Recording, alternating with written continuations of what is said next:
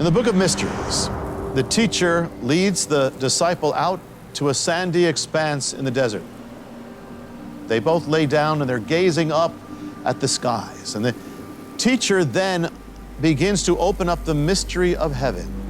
In Hebrew, the word for heaven is SHAMAYIM.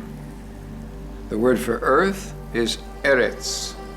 Now, when you hear a Hebrew word that ends with im, it's a sign that the word is plural. So what does that tell you? The word for heaven, SHAMAYIM, is plural? You can't really in Hebrew say heaven, it's always heavens. Why is heaven plural? Well, one is that when you look up in the daytime, you see the sky in the day. But then at night, that's the first heaven. You see another heaven beyond it, the galaxies. And then there's the heaven itself. And that is heaven. That is the heaven of heaven. So heaven is that, but also it's plural, not just because there are a few heavens, but because heaven is more than whatever you think it is. Whatever you think heaven is, there's more to it.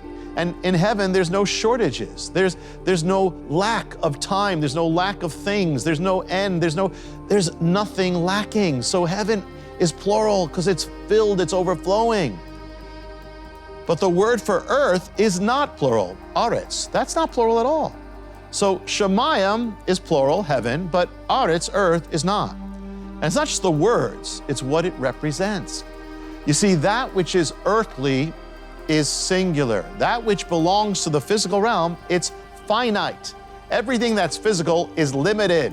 That's why no matter how much of the earthly realm you get, no matter how many earthly possessions you possess, it can never fill you up. You can never fill your heart. In fact, the more you have of earthly possessions, the more you increase in limitation because it's just more limited things. So you actually get more limited. And so a life that's focused on the physical realm on this earth is a life that's filled with limitations. But if you empty your heart of physical things, then you are emptying yourself of the aretz. You're emptying yourself of limitations.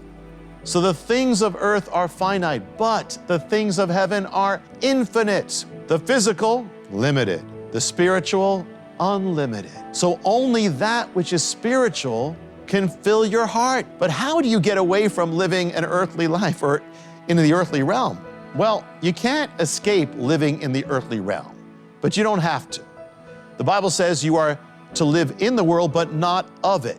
You have to deal with earthly things, yeah, but you don't have to fill your heart with them.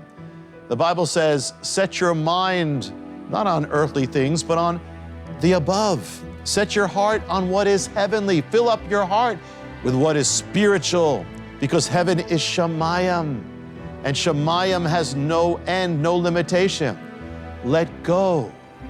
Let go. Empty yourself of that which is limited and fill up yourself with the things of heaven, even while you're on earth. And the more you fill yourself with the things of heaven, the more you can let go of the things of earth. The less you'll be bound by it. And the more you let go of earthly things, the less you'll be bound to the realm of limited things. You'll be able to actually enter the heavenly realm. Therefore, a heart that's filled up with that which is spiritual, that which is heavenly, will become unlimited.